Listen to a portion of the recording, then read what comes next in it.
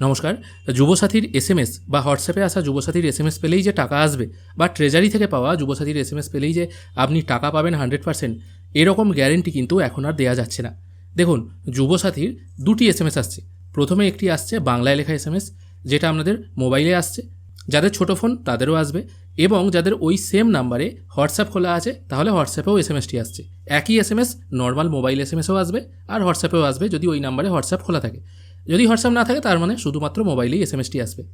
ওই এসএমএসটি পাওয়ার পর সঙ্গে সঙ্গেও হতে পারে অথবা 2-1 দিন পরেও হতে পারে, ট্রেজারি থেকে আর একটা এসএমএস আসতে পারে, যেখানে মেনশন করা থাকবে আপনি কত তারিখে 1500 টাকা পাবেন। সেটা আপনাদের ডিস্ট্রিক্ট ট্রেজারি অফিস থেকে কিন্তু এসএমএসটি পাঠানো হয়। এবার বাংলা এসএমএসটি আসা মানে এটার অর্থ কিন্তু এটা নয় যে আপনি 100% টাকা পাবেন।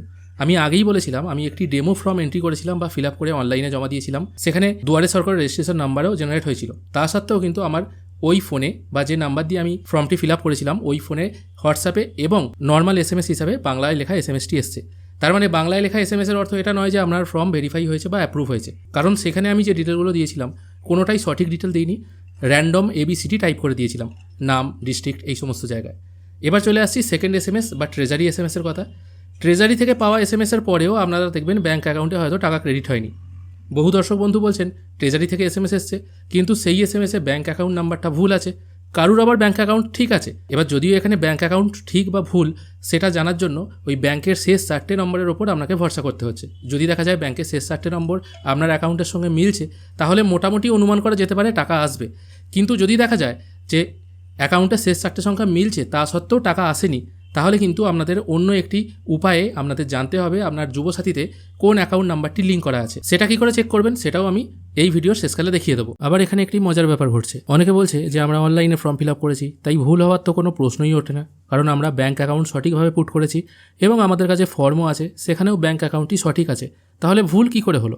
দেখুন, আপনি ফর্ম ফিল আপ ঠিকই করেছেন, সেটা ভেরিফাইও হয়ে গেছে। তারপর যখন আপনার ডিটেলগুলো ট্রেজারির কাছে পাঠানো হয়েছে, ট্রেজারি যখন ব্যাঙ্ক অ্যাকাউন্টগুলো পুট করেছে সেগুলো ভুল করে ফেলেছে। যেমন পাঞ্জাব ন্যাশনাল ব্যাঙ্কের অ্যাকাউন্ট শুরু হয় 0 দিয়ে, সেগুলো যখন পুট করা হয়েছে প্রথমে 0টা নেয়নি, 0-র পর যে সংখ্যাটা আছে সেটা দিয়ে শুরু হয়ে গেছে। এরকম সমস্যাগুলো কিন্তু হচ্ছে। তাই আপনি সঠিক ইনপুট করলেই যে সব কিছু ঠিকঠাক আছে আপনার এন্ড থেকে, সেটা কিন্তু নয়, তাদের দিক থেকেও ভুল হতে পারে। সে আপনি অনলাইনে ফর্ম ফিল আপ করুন বা অফলাইন। এবার আবার অনেক দর্শক বন্ধু বলছেন ট্রেজারি থেকে যে এসএমএসটি আসছে যেখানে ব্যাঙ্কের কথা উল্লেখ করা আছে, সেখানে আবার ব্যাঙ্কের শেষ 4টে সংখ্যা 4টে 0 এরকম চলে আসছে। তার মানে দেখা যাচ্ছে শুধুমাত্র তাড়াহুড়োর জন্য সাধারণ মানুষকে এটা কিন্তু ব্যতিব্যস্ত করা হলো, এছাড়া কিন্তু আর কিছু হলো না। প্রথমে বলা হলো আগস্ট মাস থেকে টাকা দেওয়া হবে, তারপর করা হলো এপ্রিল মাসে, তারপর করা হলো মার্চ মাসে, হঠাৎ ঘোষণা করা হলো সেই দিন থেকেই টাকা দেওয়া হবে। আমরা তো কেউই বলিনি যে আমরা এতটাই গরিব হয়ে গেছি যে আমাদের আজকেই টাকা চাই। যদি এপ্রিল মাস থেকেই দেওয়া হতো তাহলে তো আমাদের কোনো অসুবিধা থাকেনি। এবার এই তাড়াহুড়োর জন্য মানুষকেই আরও বেশি বেগ পেতে হচ্ছে, এবং যে মানুষগুলো একটা প্রিপারেশন নিয়ে এগিয়েছিল যে 1 এপ্রিল সঠিকভাবে সমস্ত ডাটা সঠিক ইনপুট করে বা সঠিক ডাটা এন্ট্রি করে তারপর টাকাগুলো রিলিজ করা হবে, সেটা অনেকটা আগে এগিয়ে আনা হলো, মোটামুটি 20 দিন আগে আগিয়ে আনা হলো। এবার এত মানুষের ফর্ম, 84 লক্ষ ফর্ম একদিনে ডাটা এন্ট্রি করে টাকা পাঠানো অসম্ভব ব্যাপার। নর্মালি অনলাইন ফর্ম ফিল আপের মতো ডাটা এন্ট্রি অপারেটরদেরও ওইভাবেই ফর্ম ফিল আপ করতে হচ্ছে, স্ক্যান করে সব ডকুমেন্টস আপলোড করতে হচ্ছে। তাই ভুল হওয়া স্বাভাবিক, এবং ট্রেজারিরও ভুল হওয়া স্বাভাবিক, অস্বাভাবিক কিছু নয়। তাহলে এত তাড়াহুড়ো করে কাজটা কী হলো যেখানে ব্যাঙ্ক অ্যাকাউন্টটাই ভুল দেওয়া হলো? ম্যাক্সিমাম মানুষই কিন্তু টাকা পাচ্ছে না। এসএমএস এসছে, এসএমএসে ভুল অ্যাকাউন্ট নাম্বার, অথবা তারা টাকা পাচ্ছে না। এর জন্য কে দায়ী? একজন সাধারণ মানুষকে সেই তো এপ্রিল মাস অবধিও ওয়েট করতে হবে যদি ট্রেজারিকে এই জিনিসগুলো সংশোধন করতে হয়। এবার এই আধার সিডিং আর আধার লিঙ্কিং এবং ডিবিটি এই ব্যাপারগুলো কি এই ভিডিওর ঠিক পরের ভিডিওতে আলোচনা করে দেবো। তাই আপনাদের যাদের আধার সিডিং বা ডিবিটি লিঙ্ক নেই কোনো অ্যাকাউন্টের সাথে, তাদের কিন্তু কোনোরূপ চিন্তা করার কোনো কারণ নেই।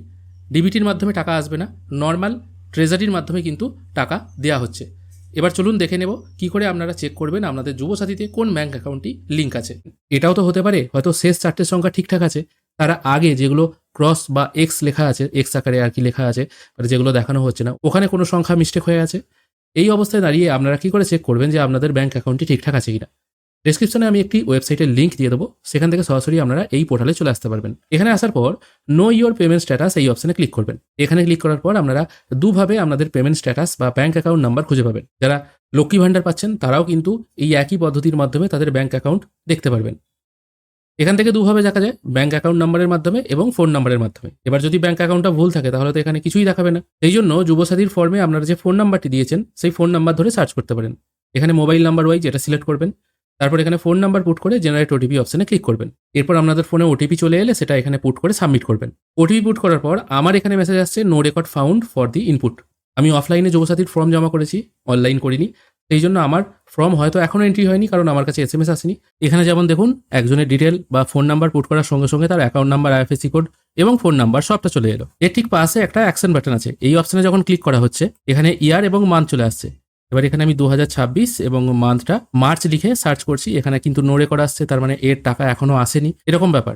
অর্থাৎ অ্যাকাউন্ট নাম্বারটা ঠিক থাকলে তাও আপনি জানবেন যে আপনার 100% টাকা আসবে। যদি ভুল অ্যাকাউন্ট নাম্বার থাকে তাহলে কিন্তু আপনাকে জানতে হবে অ্যাকাউন্ট নাম্বার ভুল ইনপুট হয়ে গেছে, টাকা রিলিজ করলেও ট্রেজারি থেকে আপনি কিন্তু পাবেন না। যদি কোনো রকম ভুল হয়ে গিয়ে থাকে আপনারা এটার প্রিন্ট আউট নিয়ে ব্লক অফিসে যোগাযোগ করতে পারেন। আর যাদের এখনও পর্যন্ত নো রেকর্ড দেখাচ্ছে তাদের জানতে হবে ফর্ম এখনও ইনপুট হয়নি। আবার যারা অনলাইনে ফর্ম এন্ট্রি করেছিলেন তারা অলরেডি বাংলা এসএমএসটি পেয়ে গেছেন। আর আমি এর আগের ভিডিওতেই জানিয়েছি বাংলা এসএমএস পাওয়ার অর্থ মানে এটা নয় যে আপনার 100% টাকা আসবে, কারণ ডেমো ফর্ম এন্ট্রি করলেও কিন্তু বাংলা এসএমএসটি আসছে। তাই এইভাবেই আপনারা আপনাদের ব্যাংক অ্যাকাউন্টটি খুঁজে বার করতে পারবেন সেটা আদৌ কোনো রকম মিস্টেক আছে কিনা। আশা করি আপনাদের এই ভিডিওটি উপকারে আসবে। ভিডিও যদি ভালো লেগে থাকে অবশ্যই একটি লাইক করবেন। ভিডিও দেখার জন্য অসংখ্য ধন্যবাদ। ভালো থাকবেন।